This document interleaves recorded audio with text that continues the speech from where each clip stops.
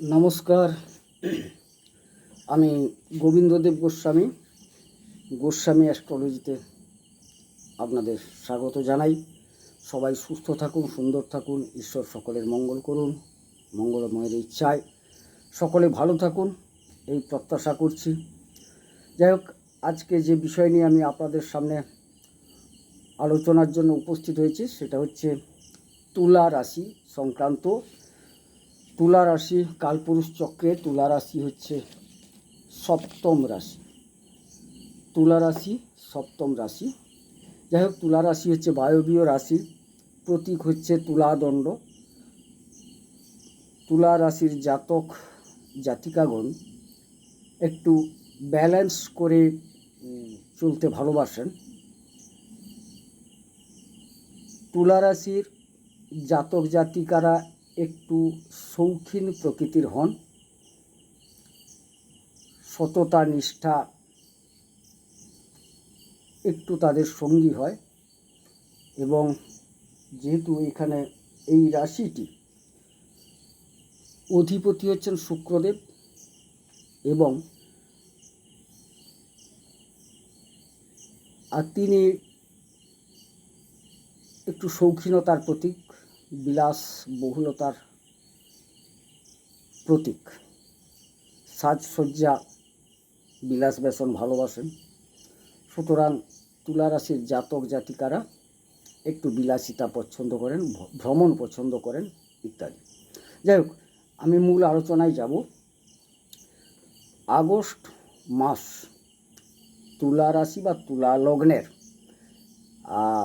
জাতক জাতিকাদের কেমন যাবে, একদম মূল টপিকসে চলে যাই। কারণ আমি এই যে 12টা রাশি আছে, মেষ, বৃষ, মিথুন, কর্কট, সিংহ, কন্যা, তুলা, বৃশ্চিক, ধনু, মকর, কুম্ভ, মীন, আমি মূলত 12টা রাশির অবস্থান, গ্রহদের অবস্থান তুলা রাশি সাপেক্ষে সেরকমই আলোচনাটা করি। সুতরাং একদম নির্দিষ্ট পয়েন্টের উপর আলোচনা করলে আপনাদের ভালো লাগবে, সেই জন্য আমি আলোচনাটা শুরু করে দিচ্ছি, যাতে স্বল্প সময়ে একটা গুছিয়ে আমি আপনাদের বোঝাতে পারি।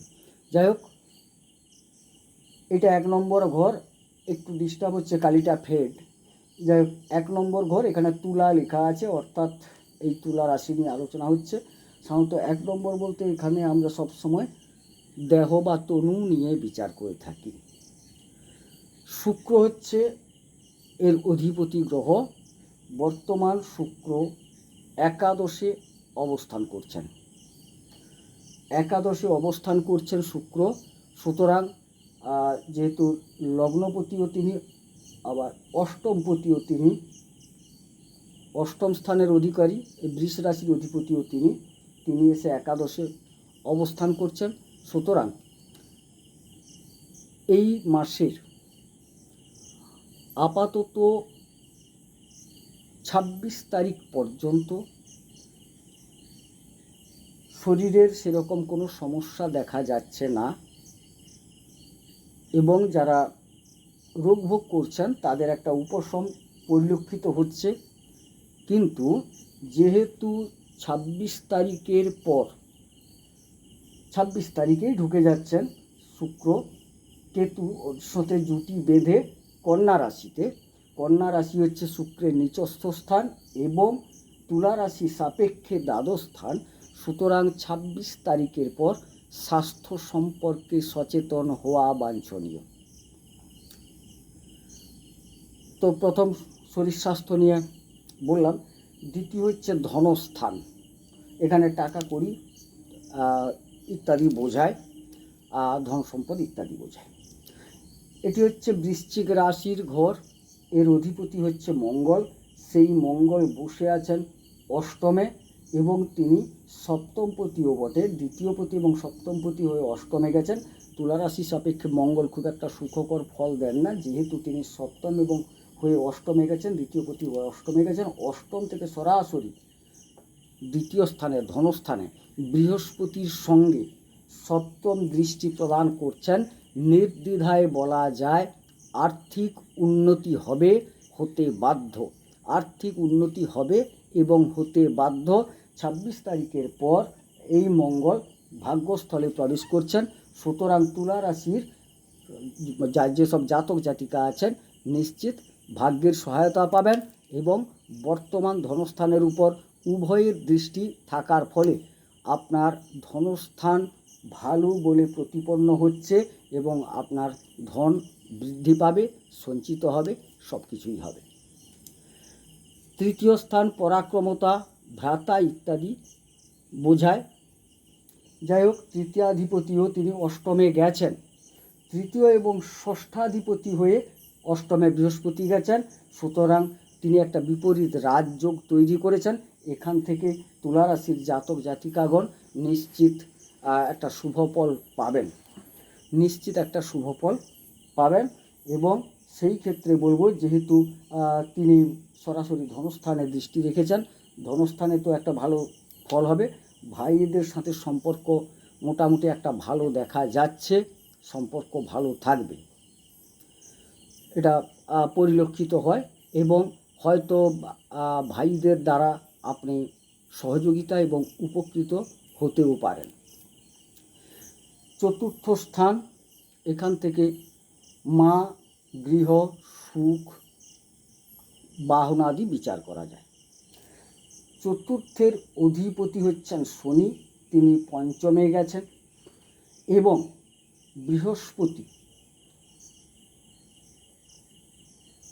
বৃহস্পতির নবম দৃষ্টি আপনার চতুর্থে পড়েছে।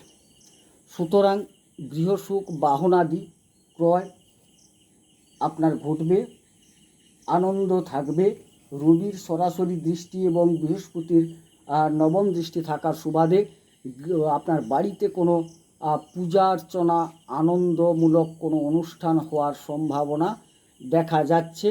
এবং মায়ের শরীরও মোটামুটি খুব একটা খারাপ যাওয়ার কথা নয়, সুখ স্বাচ্ছন্দ্যটা বজায় থাকবে। মা বাবার কোথাও তীর্থ ভ্রমণ হলেও হতে পারে। সুতরাং চতুর্থ স্থান থেকে আপনারা একটা ভালো ফল পাচ্ছেন।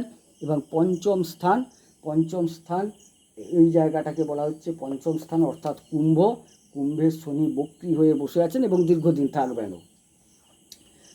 যাই হোক, এই আগস্ট মাসে শনির কোনো পরিবর্তন হচ্ছে না, তিনি বক্রী অবস্থায় আছেন। এবং এটা হচ্ছে তার আনন্দময় গৃহ, কিন্তু তিনি ফলটা দিচ্ছেন ওখানে বসে চতুর্থের মতো। যেহেতু শনি অবস্থান করে চতুর্থের মতো ফল দিচ্ছেন এবং তিনি বসেও আছেন, সুতরাং আপনারা সন্তান নিতে পারেন। এখান থেকে যে বিচার করা হয় শিক্ষা, সন্তান, প্রেম ইত্যাদি। সন্তান আপনারা যারা নিতে চাইছেন সন্তান নিতে পারেন, কিন্তু যাদের সন্তান মোটামুটি নাবালক পর্যায়ে আছে তাদের একটু ঠান্ডা লাগার ধার থাকতেই পারে, ঠান্ডা লাগতেই পারে, একটু সচেতন থাকুন। আর বড়দেরও একটু রোগ ব্যাধি হওয়ার সম্ভাবনা আছে। সেই আপাতত আপনার সন্তানরা যাতে রোগগ্রস্ত না হয় সেদিকে একটু নজর রাখা ভালো, একটু নজর রাখুন, নিশ্চিত সব কিছু ঠিক হয়ে যাবে। সন্তান গেল। এবার প্রেমের ক্ষেত্রে বলি, এইখানে প্রেমের সম্ভাবনা প্রবল, এক কথায় প্রেমের সম্ভাবনা প্রবল। কিন্তু যেহেতু শনি বসে আছেন, ওই জায়গায় শনি বসে আছেন, তিনি কিন্তু লালসাগ্রস্ত প্রেমকে সহ্য করবেন না, মেনে নেবেন না। যেটা সাত্ত্বিক প্রেম, যেখানে ত্যাগ থাকবে এবং সেখানে কোনো লালসা, পাওয়ার ইচ্ছা ইত্যাদি থাকবে না, সেই রকম প্রেম অবশ্যই ঘটবে। নতুন প্রেম ঘটার সম্ভাবনাও আছে।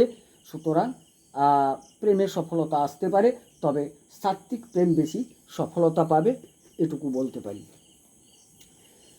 এখান থেকে উচ্চশিক্ষাটাও বিচার করা হয়। হ্যাঁ, উচ্চশিক্ষার শিক্ষার্থীরা তারা কিন্তু পঠন পাঠন ভালো করবেন, কম্পিটিশনমূলক পরীক্ষা আপনাদের পক্ষে যাবে, বা অন্যান্য শিক্ষামূলক দিকও দেখা যাচ্ছে মোটামুটি আপনাদের পক্ষে থাকছে। সুতরাং শিক্ষাক্ষেত্র নিয়ে খুব একটা ভাবার দরকার নেই। পঞ্চম স্থান থেকে কেবলমাত্র বলতে পারি আপনার সন্তানদের যদি আপনি শরীর স্বাস্থ্যটার দিকে একটু নজর রাখেন, আপাতত পঠন পাঠনের দিকটা ভালো দেখা যাচ্ছে। ষষ্ঠে বসে আছেন রাহু, তুলা রাশি সাপেক্ষে ঋণ, শত্রু, মালি মোকদ্দমা এইসব বোঝায়। তো এখানে আপনাকে বলতে পারি শত্রু দমন হবে। রাহু যেহেতু বসে আছেন, শত্রু দমন হবে। হ্যাঁ, শত্রু দমনে অনেক সময় আপনাকে হঠকারিতা রাহু দিতে পারে, একটু সামলে চলুন। শত্রু দমন হবে। ঋণের ক্ষেত্রে বলি ঋণ পেতে পারেন, তবে পাওয়া কিংবা দেওয়া উভয় ক্ষেত্রে বলি রাহু একটু ভ্রম তৈরি করেন। নেওয়া হোক আর দেওয়া হোক সচেতনভাবে করবেন। নেওয়া দেওয়া দুটোই হতে পারে, কিন্তু তার মধ্যে ভ্রমিত হতে পারেন, অর্থাৎ ভুল পথে হেঁটে যেতে পারেন। আপনাকে কিন্তু সচেতন থাকতে হবে। তাহলে শত্রু দমিত হবে, ঋণ আপনি পাবেন বা দেবেন, পরিশোধও হতে পারে। কিন্তু যাই পদক্ষেপ গ্রহণ করুন না কেন রাহু আপনাকে ভ্রমিত করবে। সুতরাং দেখে শুনে আপনি কিন্তু ঋণ নেবেন বা ঋণ দেবেন। রোগ ব্যাধি অবশ্যই কিঞ্চিত আসতেও পারে, তবে সেক্ষেত্রে অবশ্যই অন্যান্য গ্রহর যেটুকু ভূমিকা দেখছি তার থেকে বোঝা যাচ্ছে আগস্ট মাসের শেষের দিকে অসুস্থতা যোগ, বর্তমান সেরকম কোনো যোগ দেখা যাচ্ছে না। এবার সপ্তম স্থান, বিবাহ, ব্যবসা ইত্যাদি। যাই হোক, সপ্তম স্থানাধিপতি মঙ্গল অষ্টমে গেছেন, অষ্টমে বৃহস্পতির সাথে যুক্ত হয়েছেন। বিবাহ যারা করবেন বলে ভাবছেন তারা কিন্তু একটু অপেক্ষা করে যান, কারণ 26 তারিখ মঙ্গল মিথুন রাশিতে ভাগ্যস্থলে প্রবেশ করছেন। আপাতত 26 তারিখের পর আপনার বিবাহের দিনক্ষণ ঠিক করা উপযুক্ত হবে বলে আমি মনে করছি। বর্তমান যারা বিবাহ করতে চাইছেন 26 তারিখ পর্যন্ত ভাবনাটা থেকে একটু দূরে থাকুন, তাতে মনে হয় অনেকটা ভালো হবে আপনার। নবম স্থানের অধিপতি হচ্ছে বুধ, এটা মিথুন রাশি। মিথুনের অধিপতি বুধ একাদশে এসছে। সুতরাং এই ক্ষেত্রে ভাগ্যাধিপতি একাদশে এবং তিনি বক্রী হয়ে দশমের মতো ফল দেওয়া শুরু করেছেন।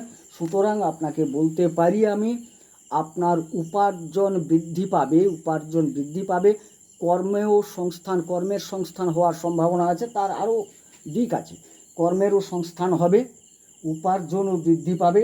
আরও বিষয় হচ্ছে বুধ বক্রী হয়ে তিনি কিন্তু ফল দিচ্ছেন আগের ঘরের, এবং কিছুদিনের মধ্যে তার রাশ্যান্তর ঘটবে। সুতরাং প্রায় সপ্তাহখানিক সময় আপনার একদম চূড়ান্তভাবে আপনি সফলতা পাবেন। কর্মপ্রাপ্তির যোগও ঘটবে, কর্মপ্রাপ্তি ঘটবেই। কর্ম যারা করছেন, বিশেষ করে বা ব্যাংকিং সেক্টর এইসব জায়গায় যদি কর্ম করে থাকেন সেক্ষেত্রে কিন্তু আপনি একটা ভালো ফল পেতে চলেছেন। এবং যারা রাজনীতির সাথে যুক্ত, যেহেতু রবি দশমে বসে আছে, রাজনীতির সাথে যুক্ত তারা অবশ্যই সম্মানিত হওয়ার যোগ, তার প্রভাব প্রতিপত্তি বৃদ্ধির একটা যোগ দেখা যাচ্ছে, এবং একটা ট্রান্সফার যোগ পরিলক্ষিত হয়। ষষ্ঠ থেকে রাহু দৃষ্টি রেখেছেন।